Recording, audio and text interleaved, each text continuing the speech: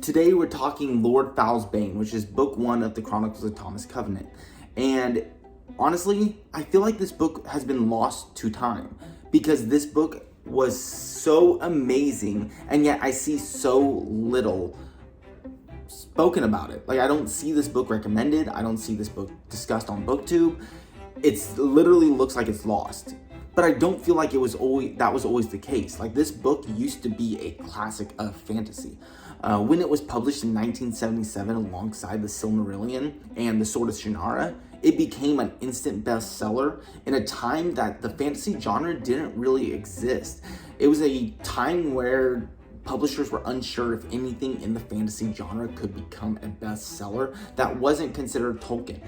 And while the Sword of Shannara was known as kind of a retelling of the Lord of the Rings, a type of imitation that could mimic the cells of Lord of the Rings, Lord Fouls Bane was monumental in showing the variance of fantasy, of subverting fantasy tropes through what some cite was the creation of the grim dark fantasy genre. And yes, a lot of people cite Thomas Covenant and Lord Fouls Bane as the creation of grim dark fantasy, even though you will hear me talk about how I do not think this is the case.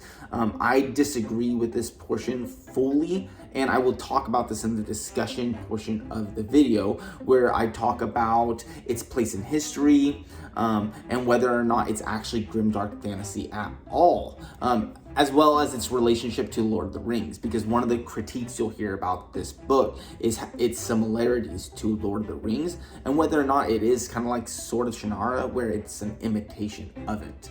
But before we do that, I'm going to do a full review of the book, spoiler free. And I always like to start my reviews off with a short little summary of what the book is about. Thomas Covenant is a portal fantasy where a victim of chance and circumstance, a modern day leper, despised and judged, an outcast of his society, with little bits and pieces of him dying off, is hit by a car and transported to a mythical land. But Thomas Covenant did not enter this world by chance.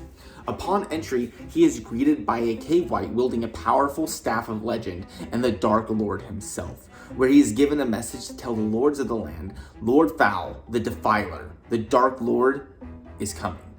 Leaving the cave, he is greeted by a young girl who begins to guide him in this new world, and shortly after meeting her, he discovers that he is the hero prophesied in legend to defeat the Dark Lord. And based on that description, you might be thinking, like, this does sound like traditional fantasy with classic tropes and with only a few mild variances maybe. And you'd be correct. This book does have a lot of the classic fantasy tropes.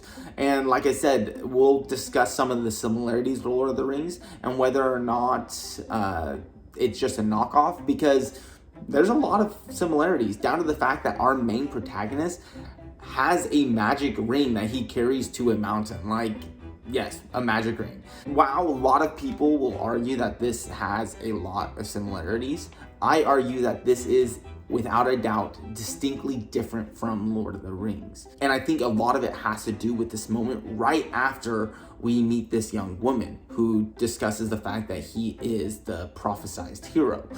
Because in that moment, right after this woman talks to him about this and starts sharing the legends of this magical world, a scene occurs in this book that is a living controversy. Makes people slam this book shut, and is probably the main reason why this book has faded into obscurity. Our main character, our protagonist, our hero of legend, commits pure and unbridled evil against innocence.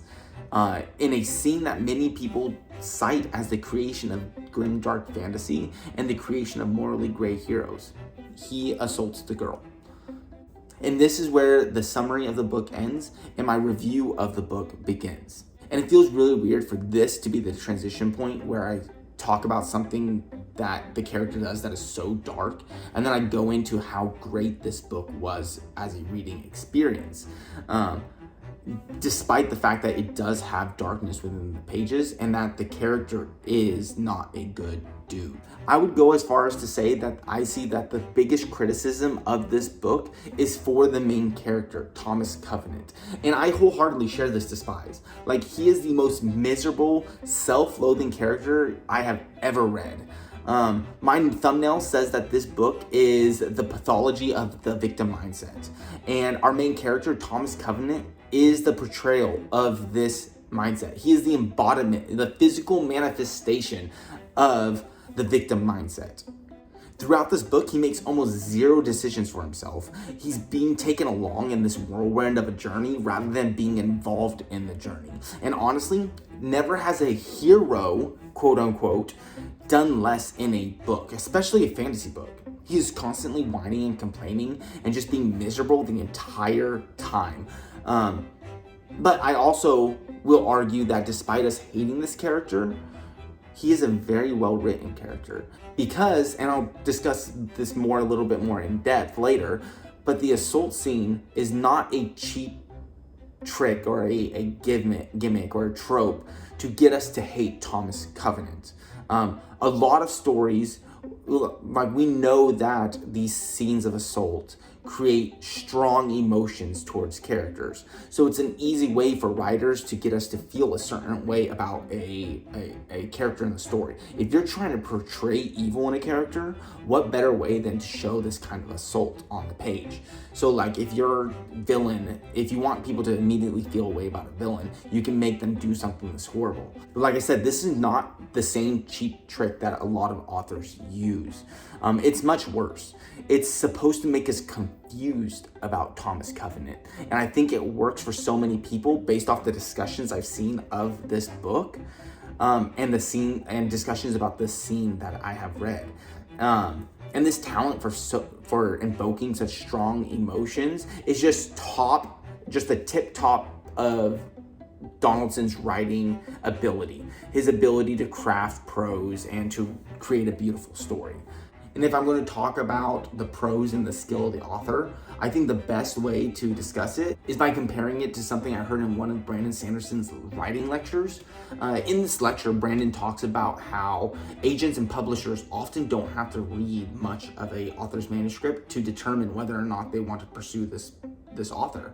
They could read just a few lines and be like, yes, I want to read more, or no, I have no interest in pursuing this person. And he relates it to a person listening to a beginner playing the piano versus an expert pianist, a grandmaster that has been playing for years and years and years. You don't need to hear the piano player very long to determine whether or not this person is a beginner or a master. And when I finished that first chapter of Thomas Covenant, this analogy popped immediately into my mind. It made the analogy instantly click. Within the first few minutes of me starting Lord Fouls Bane, I instantly thought of this analogy. The quality of the writing was extraordinary from the start. Its prose is definitely classic, but I would relate it more to, I don't know. It's not Tolkien-esque. It feels a little bit faster paced, a little bit darker, a little bit more modern. But moving on from the prose, it's probably sounded like I've been describing like a grim, dark fantasy novel. But I don't think, like I said from the start, I don't think Thomas Covenant's Lord Fouls Bane is a grim, dark fantasy book. And as I switch from talking about the prose of the author and the writing style, and switching to, let's say, character or world building, you'll begin to see that this is not a grim, dark fantasy novel. This is not grim, dark fantasy genre.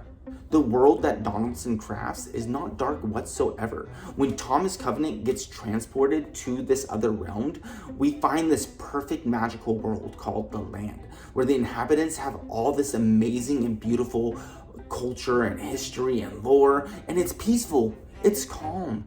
And the only thing that alerts anyone that something is off is the entry of Thomas Covenant. Donaldson does some top tier world building here, and even a lot of the people that hate the book agree with me on this point. I have read many people say that they literally only continued with this book or this series because they fell in love with the world and the lore and the characters that touched their hearts. It's interesting because although many cite this as the birth of grim dark fantasy, fans of grim dark fantasy would not find a lot in common with this world as those grim dark stories that you are used to. The land is a character in itself with hope and lightness that contrasts the dark tone of other authors' prose. And honestly, I think a really great example are the giants in this book. I'm going to call special attention to them because they are absolutely incredible. They have this history and culture and lore that rivals the greatest fantasy creatures out there. And honestly, they remind me so much of the Ogier in the Wheel of Time that I would not be surprised if they were partially inspired by the giants in Thomas Covenant.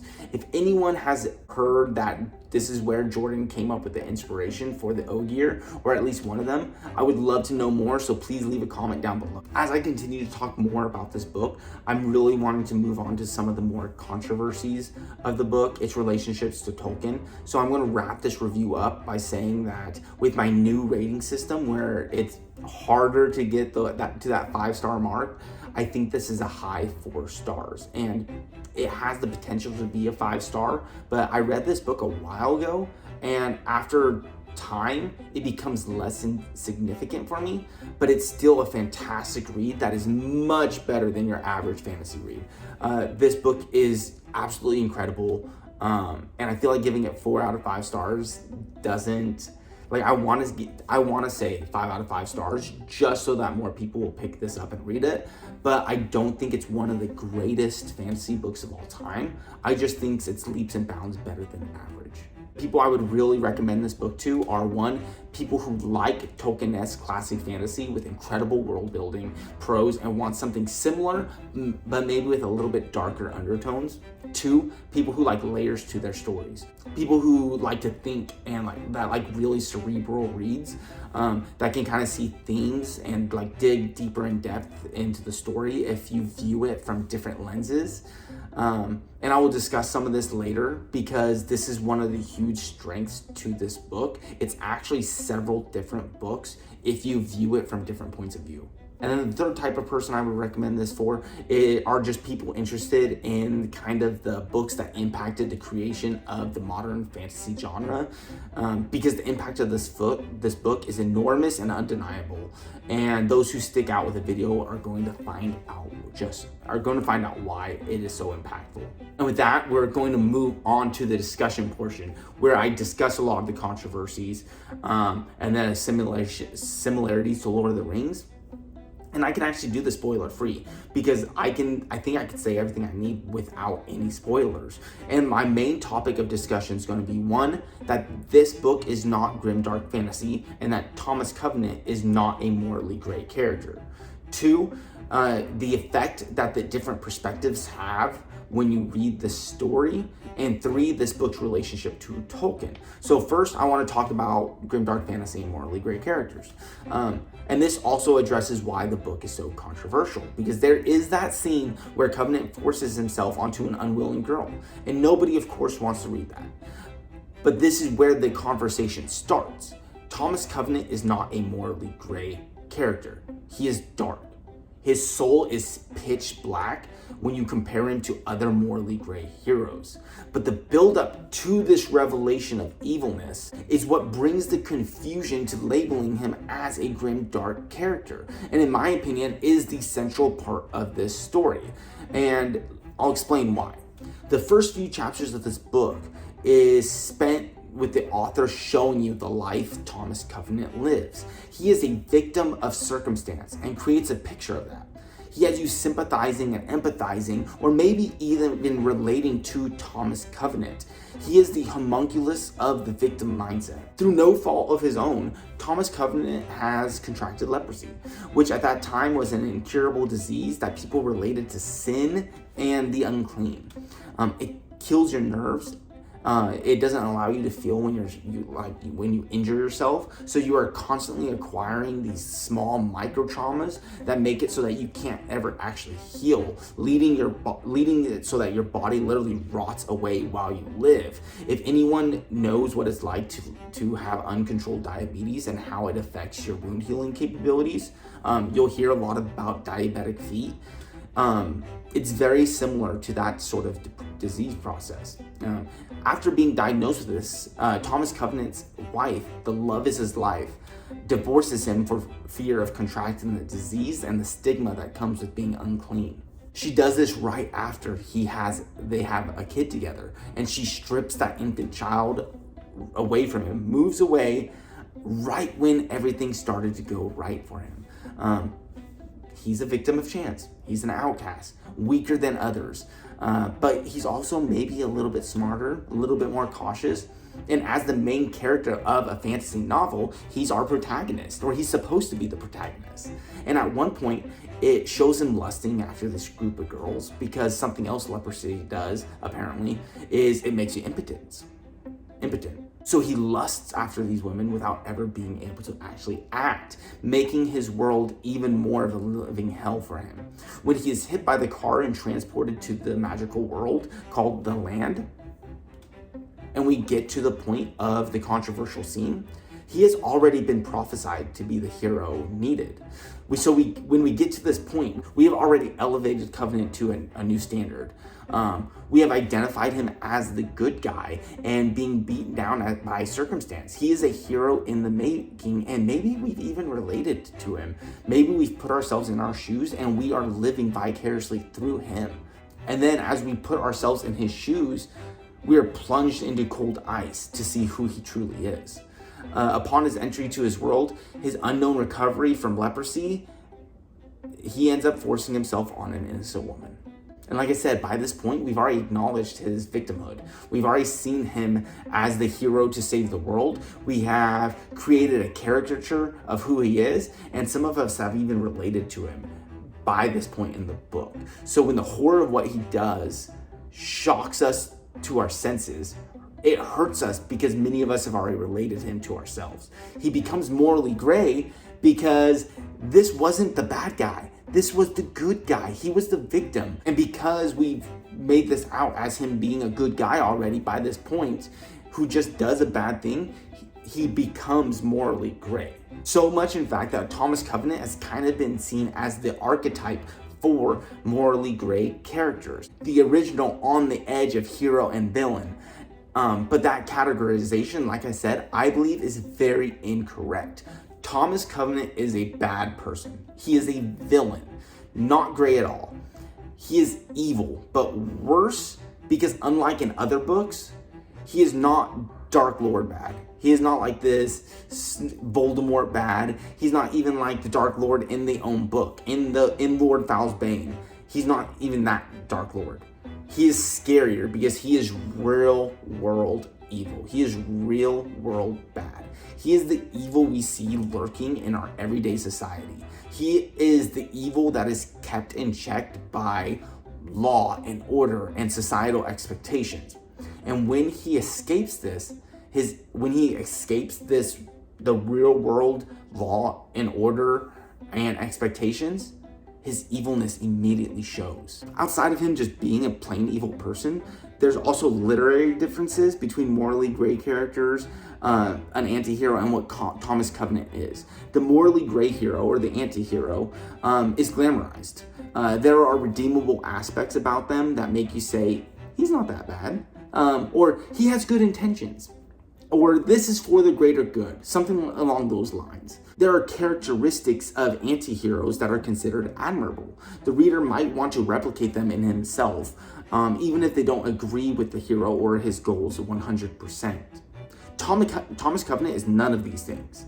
He is that bad. He doesn't even have good intentions.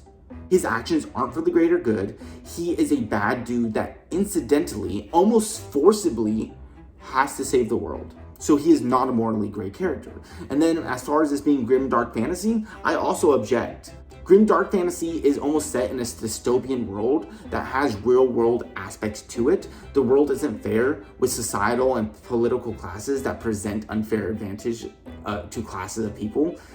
Characters are morally gray with heroes having flaws and villains redeeming qualities. But this is not the world of Thomas Covenant. This is not the Land. One might argue that the real world Thomas Covenant starts out in is grimdark. You can argue that, and I would agree with that. But the rest of the story, where the huge majority happens in the land, is not grimdark fantasy. The land is this mythical place where, until Thomas Covenant arrives, it almost seems too perfect.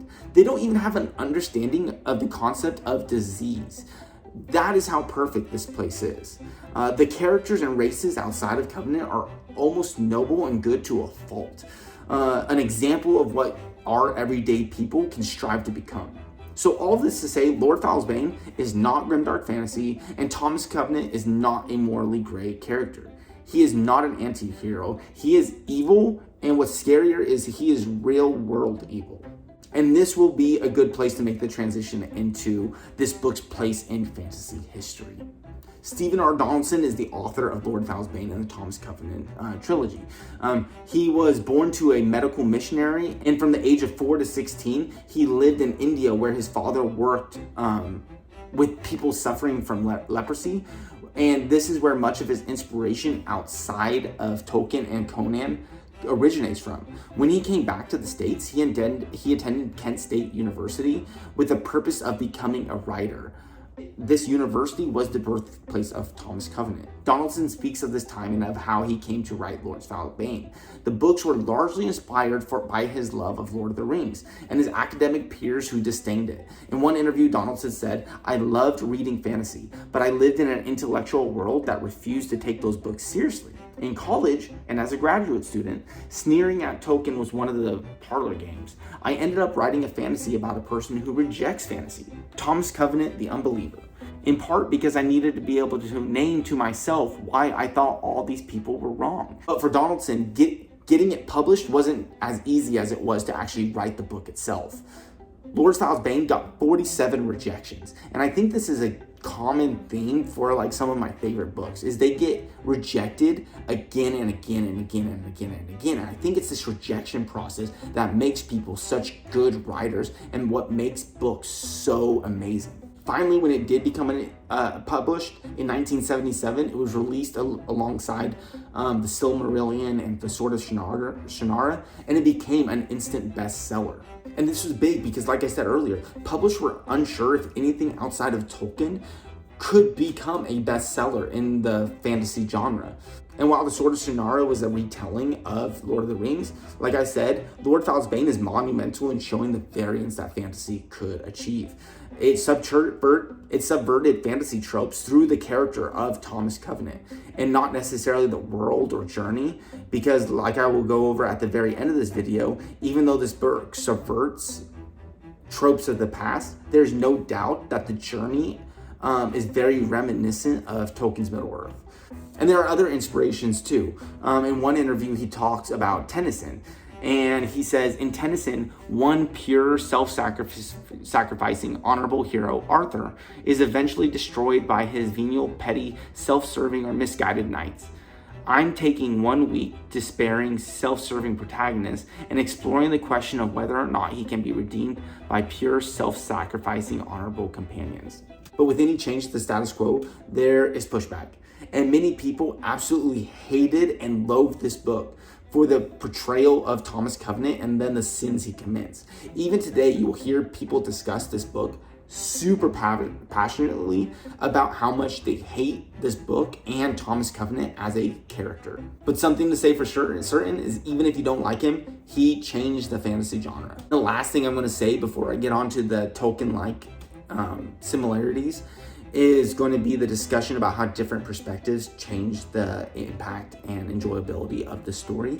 Because while this is just a great book to enjoy for the story being told, if you peel back layers or view it from different perspective, the book tells us multiple different stories. And the discussion of Thomas Covenant's character and pathological victim mindset is the perfect segue into this subject. When reading the book, you can strip away the fantasy world from this book, and you can see it as a psychological battle of someone who identifies with a victim of chance and the pathology that comes with the victim mindsets. The character's thought processes and excuses for his actions, when viewed from this perspective, tell us a whole new story while allowing us to observe and make revelations about the real world by reading the phenomenon in a fantasy setting. Another way you could view it is through a religious perspective. And that perspective can kind of argue against my interpretation of Covenant being a truly evil being. Instead, it portrays the evilness of mankind as a whole, that we are all sinners and none of us can actually save ourselves. Thomas is just one human who has his own sins, although his sins are a lot worse than the average person's. When we view it in this context, from a Christian context, that everyone is a sinner and is redeemable, it gives yet another interpretation and look at the book, and really challenges my own view of Thomas Covenant as a character and the story as a whole. A comment in my top 10 books of 2023 video where I featured Thomas Covenant, and you should check that out if you haven't. It posted a scholarly paper that viewed Thomas Covenant through a feminist perspective, and yes, a published paper. This is one book that is among the few, like Tolkien or Herbert or Wolf, that entire college courses can be centered around and theses can be written about. So speaking of Tolkien, we get to the part of the discussion that talks about the similarities to Tolkien and Lord of the Rings and just Middle-earth in general. There's undeniably a ton of stuff in this book that was related to Lord of the Rings and even imitations of it. The plot itself and the journey our character takes is very similar to Tolkien, and yes, there's more than that. Down to the fact that our main protagonist has a magic ring and that ends up getting bitten off by some golem-like creature, which is not a spoiler, has no relevance to the story. But at no point during this tell did I feel like it was retelling the same story, because the themes, the tones, the protagonist can almost be considered anti-Tolkien, an abomination of everything Tolkien believed or treasured about the fantasy genre. Thomas Covenant spins a Tolkien-esque world and journey to tell his own story.